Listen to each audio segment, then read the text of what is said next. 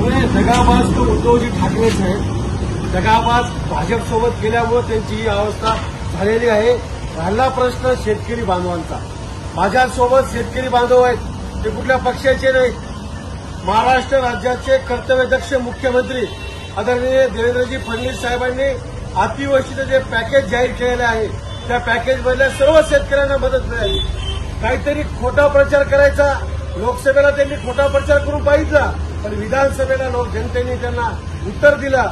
आज ही मायबाप शेतकरी आहेत माझ्यासोबत, त्यांच्या खात्यात पैसे आले. हे पण आपल्यासोबत शेतकऱ्यांना मॅसेज आले, ते म्हणाले की शेतकऱ्यांना पैसे काय मिळाले. एक तर उद्धवजी ठाकरे साहेब, तुम्ही मुख्यमंत्री असताना 2.5 वर्ष घराच्या बाहेर निघाले नाहीत.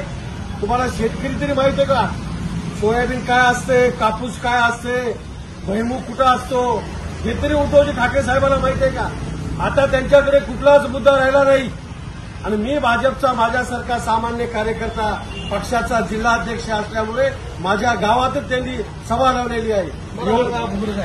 नेमके का एखाद्या पक्षाचा नेता, पक्षाचा प्रमुख येत असेल तर तुम्हाला काय अडचण आहे? आम्हाला काही अडचण नाही, पण दगाबाज कोणाला म्हणालेत तुम्ही?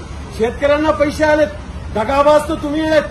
आमच्या देवेंद्र फडणवीस साहेबांसोबत दगाबाज केली म्हणून त्यांची आज महाराष्ट्रामध्ये परिस्थिती तयार झाली. त्यामुळे आमचा त्यांना विरोध नाही. तुम्ही आभार माना या सरकारचे. सरकारनं अनुदान दिले, शेतकऱ्याच्या खात्यावर आले, तर आपण शेतकऱ्यांना पण विचारू शकता. शेतकऱ्याला जर मदत मिळवून तुम्ही म्हणता असा दगाबाज, मायबाप शेतकरीचं उत्तर देतील. स्थानिक स्वराज्य संस्थेमध्ये त्यांना कुठलाच मुद्दा राहिला नाही.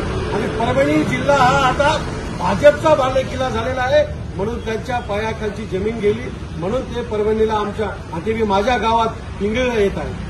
म्हणजे तुम्हाला म्हणायचं की स्थानिक स्वराज्य संस्था निवडणुकीच्या तोंडावरती उद्धव ठाकरेंचा दौरा आहे. स्थानिक स्वराज्य निवडणुकीच्या दृष्टीनेच हा त्यांचा दौरा आहे. त्यांना कुठलाही मुद्दा राहिलेला नाही निवडणुकीमध्ये.